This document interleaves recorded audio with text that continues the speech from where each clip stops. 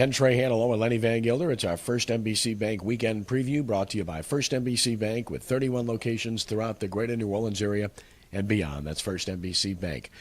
Well, the LSU Tigers embark on the College World Series for the first time since 2009 when they take on UCLA on Sunday evening at TD Ameritrade Park. Tigers are in Omaha. They've gotten a look at the stadium. Now they're preparing. Now it's done to business. They're in a tougher pod, but I still like their chances. I do too. It comes down to this. As you talked about earlier in the week, they can pitch it and they can catch it. It's a big ballpark, so it's less about offense. You just got to do enough on offense. But if you can pitch and you can catch, you've got a chance to be in every game, and they do both of those very well, and it'll start with Aaron Nola on Sunday night. The number is very comparable between LSU and UCLA in terms of pitching and defense, not so comparable in terms of offense, where LSU has the more pronounced offensive numbers and a better offensive club. Yeah, and, guys hit for average, and there's guys that hit for power. As spacious of a ballpark as it is, there are times when the ball will carry there, but still, you just got to be able to put the ball in play and, string some hits together and put some runs on the board. Let Aaron Nola go to work with a lead, and you got a chance to advance. I tell you what, the game on Saturday afternoon, or I should say Sunday afternoon, between North Carolina and NC State, two rivals, should be very interesting because if you've not seen, and obviously you're going to pay more attention to LSU's side of the bracket, but if you've not seen North Carolina State's ace pitcher, Carlos Rodon, you saw Jonathan Gray a week ago Friday, who went third in the draft. That could be Carlos Rodon a year from now. He is that good. He could be one of those very high picks, along with Aaron Nola, come 2014. If LSU fans want some perspective on what to expect in Omaha, just think the Hoover Met. It's a very similar type of ballpark in terms of dimensions and how the park plays, and I think that's what to expect in this. And, of course, you can follow live coverage from Omaha at sportsnoah.com with Ed Daniels, who's there and already writing and blogging, and he'll be tweeting as well as Lenny as I during the course of the College World Series. So stick with sportsnoah.com. You'll have everything you want on the LSU Tigers from there. The Saints, of course, concluding their OTAs after having their mini camp. Things were going swimmingly, and then they hit some deep water with the loss of Victor Butler to a torn ACL. Looks like he's done for the season. This is a loss, Lenny. He's not a great player. He wasn't in Dallas, but he was a solid player, a guy that can rush the passer, but more than that, a guy that knew the system inside out and figured to be not just a starter, probably, a contributor, certainly, but a guy that could be a coach on the field. Exactly. He is a guy who knew what Rob Ryan's scheme was all about, and obviously people will continue to learn that, and what we're going to see now is some of those younger guys or older guys who have shifted into outside linebacker positions in this scheme, like Martez Wilson, like Junior Galette, like a Will Smith perhaps, that are going to get the chance to play even more. And who knows, we've got a month before camp starts.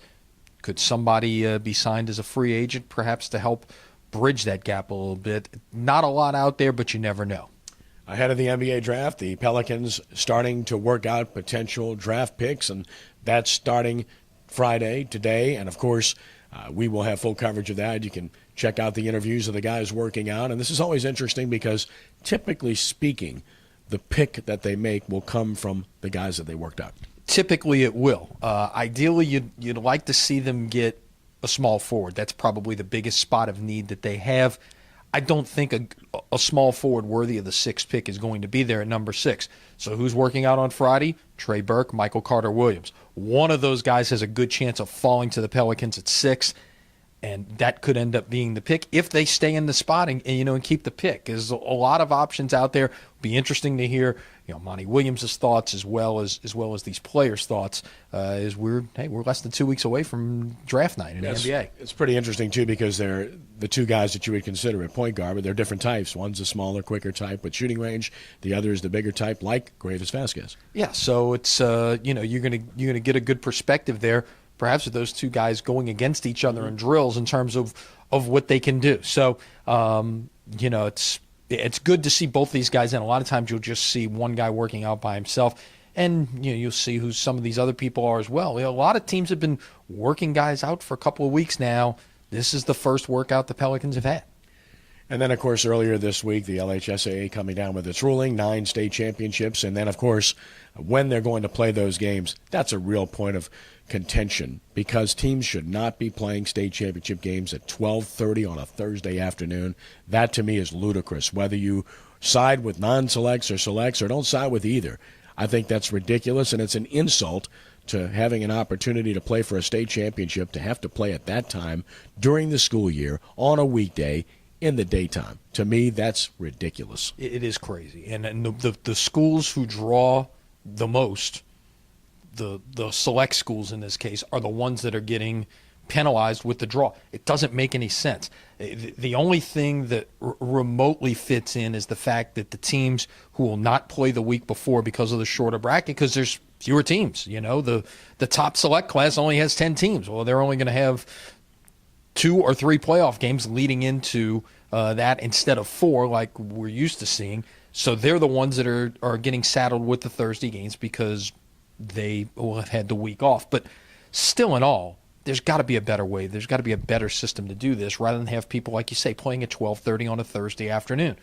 You know, I mean, aren't they supposed to be student athletes? For that matter, anybody playing on Thursday, student athletes, you just said it, aside from the ability to draw or the lack thereof, I think it just bespeaks the fact that this process is just one big mess. They've piled garbage on top of more garbage, and that's where we're at. That's it. We will, we'll see probably some garbage-type crowds when it comes to the second week of December. Yeah, keep the theme going. Last but not least, Zephyrs, tough road trip coming home early next week. Voodoo, tough loss in the last 5 seconds last week. They're home Saturday night against a very good Tampa Bay team. Yeah, Zephyrs had to play 6 games in 4 days in Memphis just because of some rain the last time they were in. Finish a suspended game, make up a rain out. Made for a lot of baseball in there, but the Zephyrs did come away 3-3. Now to Nashville before they come back home on Tuesday, and they'll be home for 8 in a row. Not a lot of chances to see the Zephyrs in the month of June, but you will come next week. And that, of course, pretty much summarizes most of what's happening. Of course, you can follow SportsNoah.com for everything transpiring in sports on the prep, college, and pro level and beyond. We hope you will. Lenny, have a great weekend. All right, we'll see you later this week. That's our First NBC Bank weekend preview brought to you by First NBC Bank with 31 locations throughout the greater New Orleans area and beyond. First NBC Bank. For Lenny, I'm Kenny. Have a great weekend, and God bless you.